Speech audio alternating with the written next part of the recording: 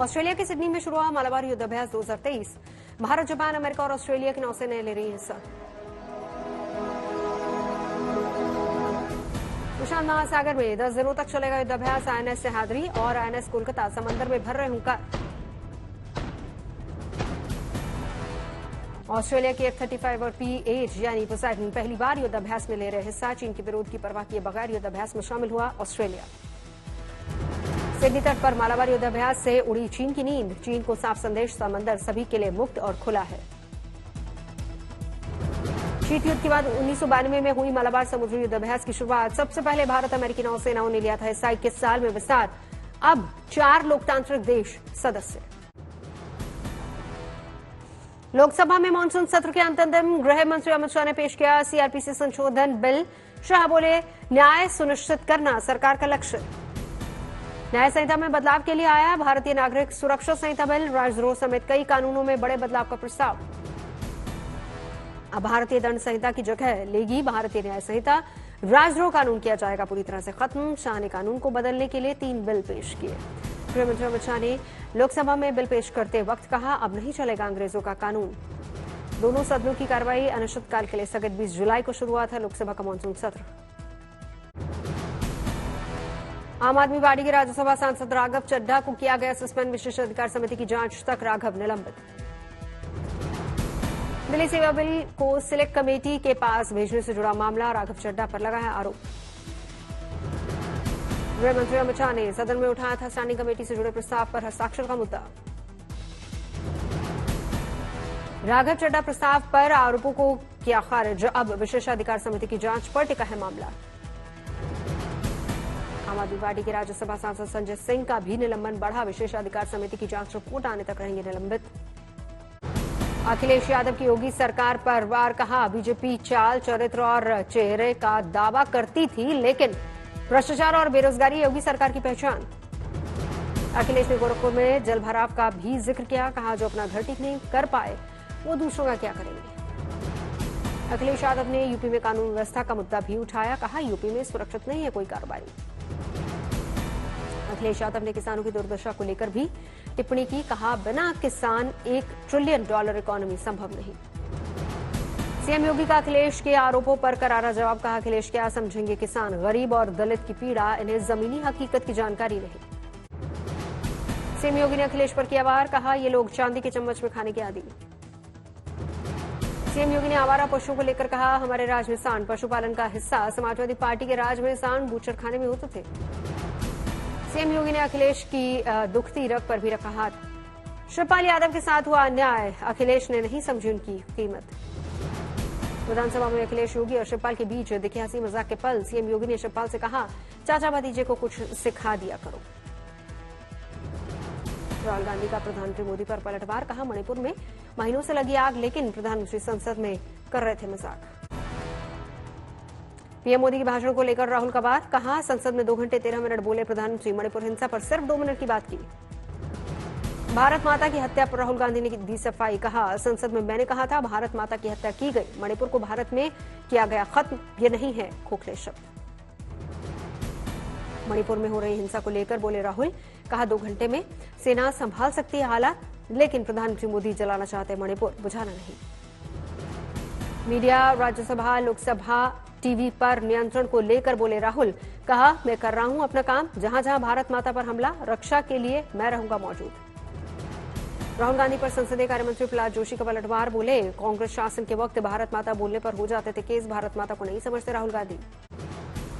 केंद्रीय मंत्री किरण रिजिजू ने मणिपुर पर दिए राहुल गांधी के सुझाव को खारिज किया। कहा, मुद्दा 2 समुदायों के बीच का है, सेना की तैनाती ठोस विकल्प नहीं। कांग्रेस ने राज्यसभा में उठाया अधीर रंजन के निलंबन का मुद्दा। मल्लिकार्जुन खड़गे ने कहा, अधीर रंजन के निलंबन का आधार बेहद कमजोर। राज्यसभा में बोले मल्लिकार्जुन खड़गे। अधीर रंजन ने सिर्फ नीरव मोदी कहा, नीरव का मतलब शांति और मौन होता है। अतीक अशरफ हत्याकांड से जुड़ी जनहानि केस याचिका पर सुप्रीम कोर्ट में सुनवाई। जस्टिस भट्ट ने कहा, चिंताजनक बात यह है कि जेल या फिर हिरासत में ये चीजें हो जाती हैं। जस्टिस भट्ट ने सुनवाई के दौरान की बड़ी टिप्पणी। कहा, ऐसा लगता है कि कोई सांठगांठ है। नीतीश कुमार ने विपक्षी पार्टियों की एकजुटता से प्रधानमंत्री मोदी को बताया परेशान। कहा, चुनाव होने पर और भी पार्टियां जुड़ेंगी साथ, अभी लोगों में है डर। सीएम नीतीश कुमार ने आरोप लगाते हुए कहा, संसद चलती रहती है और प्रधानमंत्री बाहर घूमते रहते हैं, ऐसा पहले नहीं होता था। कुश्ती संघ के चुनाव पर पंजाब हरियाणा हाईकोर्ट ने लगाई रोक। शनिवार को होने वाला था चुनाव। महाराष्ट्र के पूर्व मंत्री नवाब मलिक को सुप्रीम कोर्ट से राहत। मनी लॉन्ड्रिंग मामले में 17 महीने बाद मिली जमानत।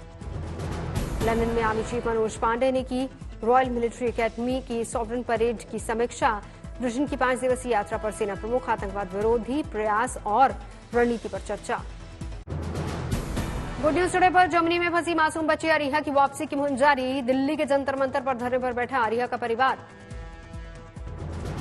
पिछले 2 साल से अरिहा अपनी मां से है दूर। मां धारा शाह ने जंतर मंतर से लगाई मदद की गुहार। अरिहा को लेकर बोले विदेश मंत्रालय के प्रवक्ता अरिंदम बागची। कहा, लगातार जर्मन सरकार के संपर्क में है।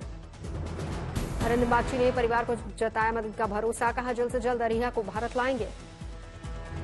अरिहा के पिता ने जर्मन सरकार पर लगाया आरोप। कहा, भारतीय संस्कृति से अरिहा को किया जा रहा है दूर।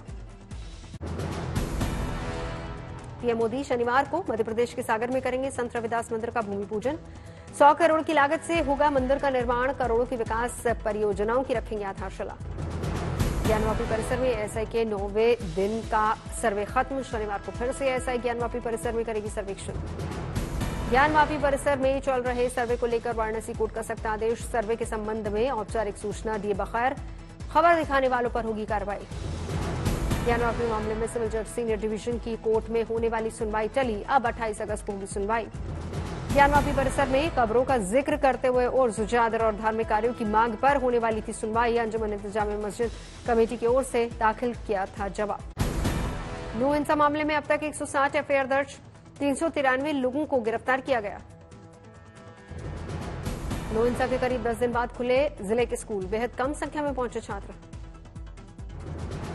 नूह हिंसा पर संसद में बोले एआईयूडीएफ सांसद बदरुद्दीन अजमल। इंसाफ एक तरफा नहीं होना चाहिए। नाइजर में रह रहे भारतीयों के लिए एडवाइजरी जारी। जल्द भारत लौटने की सलाह। शनिवार को वायनाड का दौरा करेंगे राहुल गांधी। जनसभा को संबोधित करेंगे। दिल्ली के लाल किले पर स्वतंत्रता दिवस की तैयारियां तेज। चाक चौबंद इंतजाम। लाल किले के चप्पे चप्पे पर होगी प्रशासन की नजर। एआई से लैस होगा सीसीटीवी कैमरा। अरुणाचल प्रदेश के ईटानगर में मेरी मिट्टी मेरा देश कार्यक्रम का शुभारंभ। देश के वीर सपूतों को किया गया समर्पित। नोएडा में किसानों की तिरंगा यात्रा। 81 गांव के किसानों ने हिस्सा लिया। हिमाचल की मंडी का मुख्य डाकघर बना हर घर तिरंगा मुहिम का केंद्र। डाकघर की ओर से शहर में लगाए गए 2 स्टॉल। 25 रुपए में खरीद सकते हैं तिरंगा। बिहार पुलिस की डायल 112 सेवा पर मजबूत हुआ लोगों का भरोसा। सूचना मिलने के 9 मिनट 15 सेकंड में लोगों की शिकायत पर मौके पर पहुंची पुलिस। जमशेदपुर में वन विभाग ने जारी किया टोल फ्री नंबर। हाथियों के आतंक से लोगों को बचाने के लिए शुरू की गई मुहिम। जयपुर के चौमू कोर्ट में आया अजब मामला। चोरी मामले में भैंस की हुई पेशी। राजस्थान के दौसा में यूपी के सीएम योगी आदित्यनाथ की स्टाइल में कार्रवाई। सीताराम मीणा के अवैध कब्जों पर चला बुलडोजर। हरियाणा के सीएम खट्टर ने पूरा किया जापानी भाषा का कोर्स। पूर्व राष्ट्रपति रामनाथ कोविंद ने सम्मानित किया। हिसार में भारतीय किसान मजदूर यूनियन ने मनाया क्रांति दिवस। लोगों को दिया देश प्रेम का संदेश। राजस्थान के पाली में आया अजब मामला। परिक्रमा कर रहे श्रद्धालुओं को बांटे जा रहे टमाटर। राजस्थान के मुख्यमंत्री अशोक गहलोत ने 300 नए कॉलेजों की घोषणा की। फतेहपुर में बना करोड़ों की लागत से कॉलेज भवन। मुजफ्फरपुर की कृतिश्री ने घर की छत को बनाया किचन गार्डन। उगा रही ड्रैगन फ्रूट। चंडीगढ़ में तकनीक का नया कारनामा। रोबोट करेगा सीवर की सफाई।